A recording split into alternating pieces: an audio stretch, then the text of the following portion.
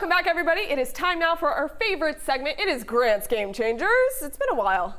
It has been a hot minute, but we've got plenty of players to talk about, and it is a fun time of year to talk about some of these guys as well. That's right. A hot minute, 4 minutes to get this going. Let's go with your first one, a guy who loves the long ball. He's had a ton of statistics that'll blow you away. Matt Olson's your game changer. Why? And I have collected some of these statistics because Matt Olson, this guy right here, is having a career season, and a kind of season home run-wise that nobody in Braves franchise history has had if he maintains his pace, which right now, after 39th home run launched on Sunday, puts him on pace for 58 home runs this year.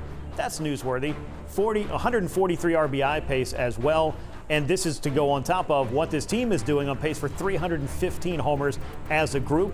And the top four in the Braves lineup, of which Matt Olson's the cleanup hitter, has out-homered 8 other major league teams, and Matt Olson's a big reason why. If he keeps doing what he's doing, he's powering this Braves offense, and the power of this offense is going to be a big key to October glory for this club. He is a big key to this team right now and will be a piece to that hopeful October glory coming up in just a couple of months. Okay, let's go to your next game changer. This is a guy we've been waiting on to return, much anticipated. He's back. He looks better than ever. Max Fried. Why? Yeah, didn't skip a beat. I mean, if anything, he looked as efficient as he's ever looked in a Braves uniform. He carved up the Chicago Cubs across 6 scoreless innings, needing just 72 pitches, no walks, 8 strikeouts for Max Fried, who just made it look easier than it should have been. But you shouldn't be surprised, given the work ethic and the confidence that both he and the club had, that he would be able to come back and impact this stretch drive. He has done it time and again for the Braves. He's a Cy Young runner-up last year, and I know we talk about the trade deadline a lot and what the Braves didn't do, but what other club in Major League Baseball had a pitcher like this walking in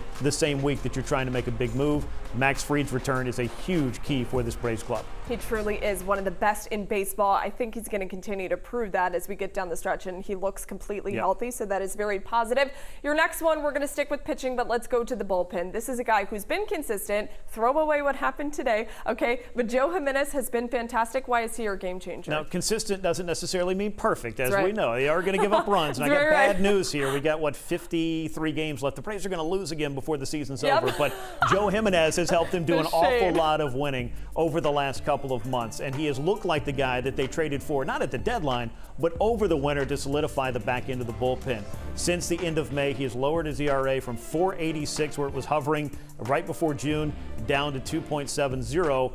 With just some great pitching over his last 23 appearances, just over a 1 ERA. The walks are gone, the strikeouts are up. He's not giving up many hits. I mean, again, he's going to, at times, not be able to do the job every single time, because that's just baseball, that's just life.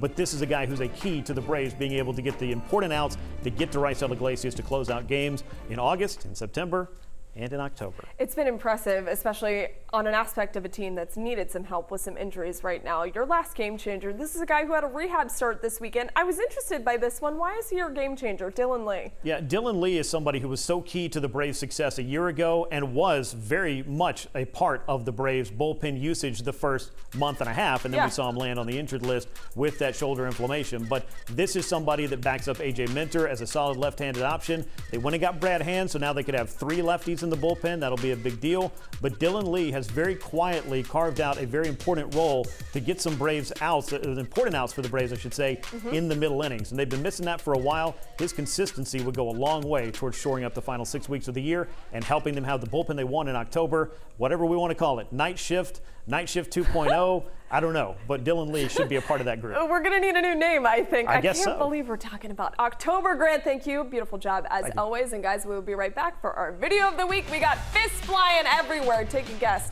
as to what that is.